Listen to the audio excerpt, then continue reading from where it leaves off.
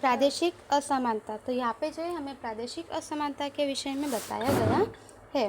विदेशी शासकों ने जहाँ आर्थिक लाभ न प्राप्त हो वहाँ ऐसे विकासात्मक कार्य नहीं किए गए, परिणाम स्वरूप ऐसे में प्रादेशिक असमानता विकसित हुई है। तो यहाँ पे हमें बताया है कि विदेशी शासकों ने जहाँ आर्थिक लाभ प्राप्त न हो वहाँ पे ऐसे विकासात्मक कार्य नहीं किए गए हैं, जिसके परिणाम स्वरूप जो है प्रादेशिक असमानता जो है वह विकसित हुई। विदेशी शासक जहाँ रहते थे, जहाँ पे अधिक विकास होता था, वे वहीं पे अधिक जो है कार्य करते थे, एंड जहाँ पे उन्हें आर्थिक रूप से लाभ प्राप्त न हो वहाँ पे वे अधिक विकास के लिए कार्य नहीं करते थे। तो इस प्रकार से यहाँ पे जो है प्रादेशिक असमानता की जो है वह विकसित हुई। भारत स्वतंत्र होने के पश्चात सामाजिक और आर्थिक विकास के लिए योजना आयोग की रचना की। उसका मुख्य उद्देश्य अलग अलग प्रदेशों का आर्थिक सहित अन्य क्षेत्रों में संतुलित विकास करना था। प्रदेशवाद के दबाव, राजनीतिक कारणों से विकास योजनाएं अपने प्रदेश में ले जाने की खींचतान, विकास के स्रोत, मजदूरी आदि अनेक परिबल उसमें भूमिका निभाते रहे। इससे संतुलित विकास के मामले में असमानता दिखाई देती है। तो यहाँ पे हमें बताया है कि भारत स्वतंत्र होने के पश्चात जो है सामाजिक, आर्थिक और राजनीतिक विकास के लिए जो है योजना आयोग की रचना की गई। उसका मुख्य उद्देश्य यह था कि अलग अलग प्रदेशों में जो है सभी जगह पे आर्थिक सहित और तथा अन्य क्षेत्रों में जो है संतुलित रूप से विकास करना था।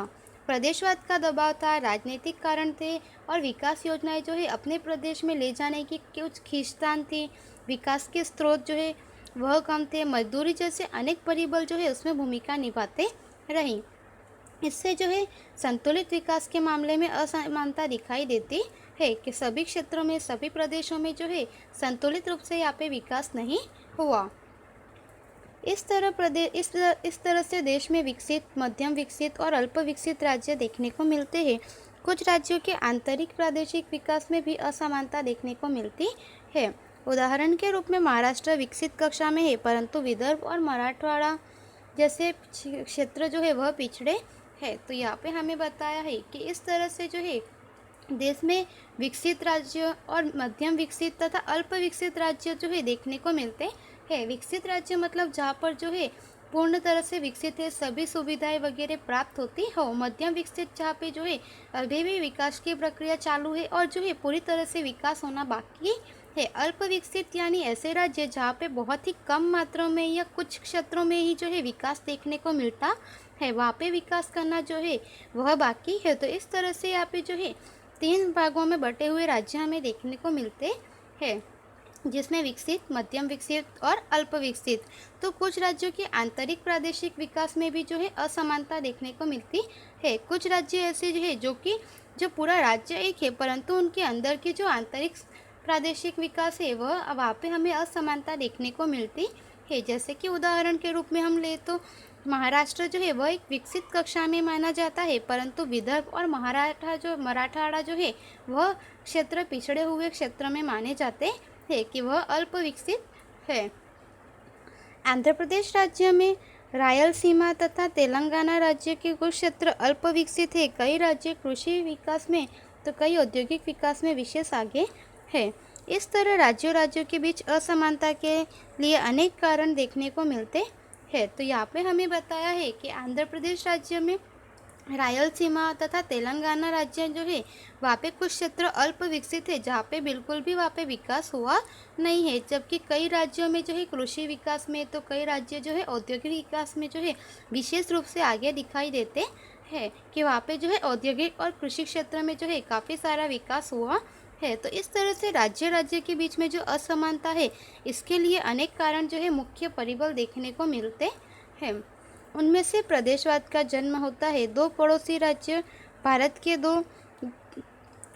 के हो तो भी सीमा जमीन के संबंध में विवाद चल रहे हैं। उदाहरण के स्वरूप में महाराष्ट्र तथा कर्नाटक राज्य के बीच तथा पंजाब और हरियाणा राज्य की सीमा के संबंध में भूमि विवाद चल रहा है। तो इस तरह से हमें बताया है कि 2 पड़ोसी राज्य वे भारत के हो तो भी उनमें सीमा जमीन के संबंध में भी अभी भी विवाद चल रहे हैं, जिसमें कि हम देखें तो महाराष्ट्र तथा कर्नाटक राज्य जो है वहाँ पे जमीन और सीमा विवाद के जो है वहाँ पे विवाद चल रहा है, तथा पंजाब और हरियाणा राज्य में भी जो है सीमा के संबंध में जो है भूमि विवाद चल रहा है।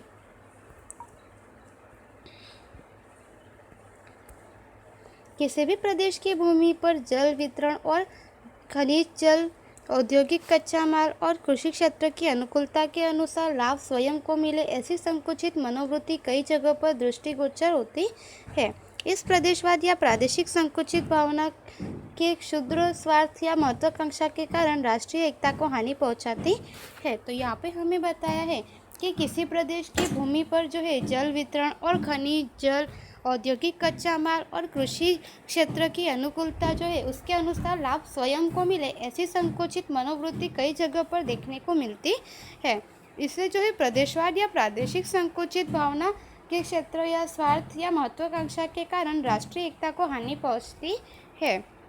देश स्वतंत्र होने के पश्चात प्रदेश की अपेक्षा राष्ट्र का स्थान ऊंचा है, उसे स्वीकार कर राष्ट्रीय भावना का विकास कर राष्ट्र की गरिमा स्थान ऊंचा बना रहे, ऐसे उपाय करने चाहिए। तो यहाँ पे हमें बताया है कि देश स्वतंत्र होने के बाद जो है प्रदेश की अपेक्षा राष्ट्र जो है उसका स्थान ऊंचा है, कि जो भी विकास हो वह हमारे समग्र राष्ट्र में हो, ना कि केवल प्रदेश तक सीमित रहे। तो इस तरह से जो है राष्ट्र का विकास जो है वह मध्य में, उस उद्देश्य को मध्य में रखकर उस भावना का विकास करना तथा राष्ट्र की गरिमा, उसका स्थान ऊंचा बना रहे, ऐसे उपाय करने चाहिए। तो इस तरह से यहाँ पे हमें जो है प्रदेशवाद के विषय में समझाया गया था। उसके आगे का है विज्ञान और टेक्नोलॉजी के क्षेत्र में विकास, वह हम अगले वीडियो में जानेंगे। धन्यवाद।